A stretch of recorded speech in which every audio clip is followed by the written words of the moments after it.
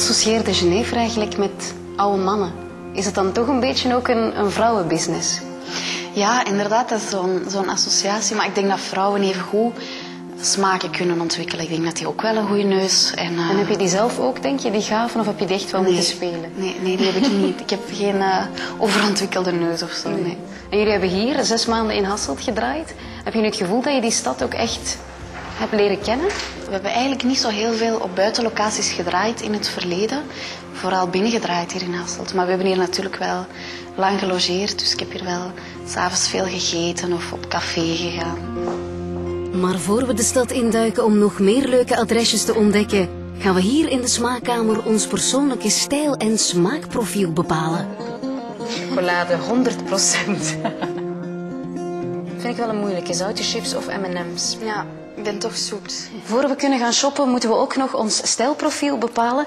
En Katja Retsin die zegt dat we moeten meten. En dan meten wij gewoon. Schouderbreedte. 40. En dan wordt het type berekend. Type B. Avondje uit? Ja, misschien voor de feestdagen. Maar dan kennen wij ons smaakprofiel, we kennen ons stijlprofiel. Dus kunnen we op smaakroute vertrekken.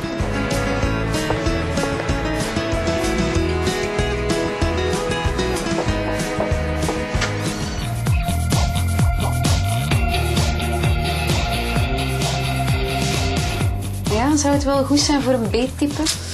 Nee, denk ik niet. Ik weet het zo niet. Dat het te breed wordt bovenaan. Misschien toch beter zo'n jaren 30 kleedje, zoals uit de serie. Ja, leuke modelletjes waren dat. Ik ben verliefd op die kleedjes die je draagt. Ik was dat ook en die badpakken waren ook fantastisch.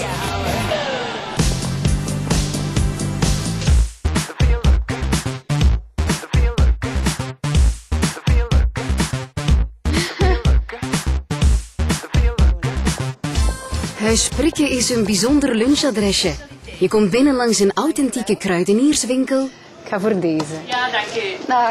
En huppakee, een paar meter verder zit je plots in een hippe brasserie. We gaan een keer aan beginnen, zeg. Is het een combinatie van zout, zuur, zoet en bitter? Ja, ik denk het wel, hè. Noten, witloof, olijven, vlees. Aan Ik denk alles dat hebben ze gedacht. ik denk dat alles erop ligt, ja. Hoe was het eten op de set eigenlijk? Heel lekker. Veel slaatjes en een dessertje ook. Gezond? Ja, het was echt gezond, maar ja, heel lekker.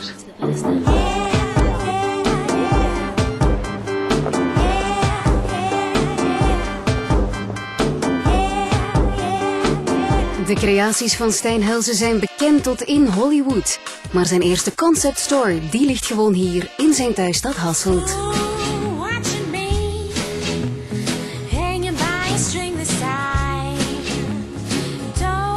De lengte van het kleedje is ook heel mooi.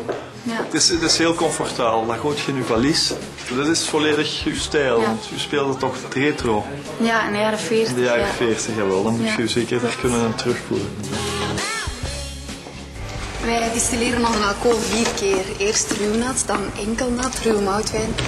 Dat is bij de 4e keer. Echter.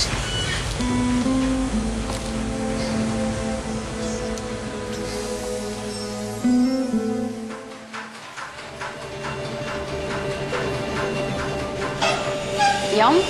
Ja, Is dat hier voor de show? Of stoken jullie echt nog op stoom zoals in de serie? dat is niet voor de show. Dit is een echt 19e-eeuwse stoombranderij. Dus een stokerij die werkt op stoom.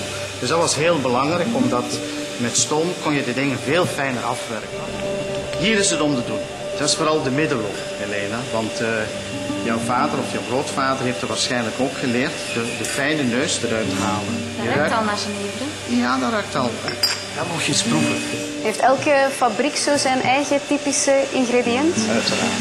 Jij moet het kunnen raden. Is het komijnzout? Juist, dat is het. Ja? Nee, het is karwei. Ik ben Helena niet, hè. Je walsen heel lichtjes over de tong laten rollen. En hoeveel hebben we er nog te gaan nu?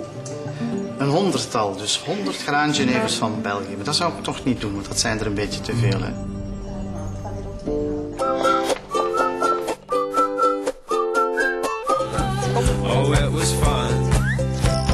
Ik weet eigenlijk niet waar dit voor dient, maar ik vind het wel schattig. Om het warm te houden, hè.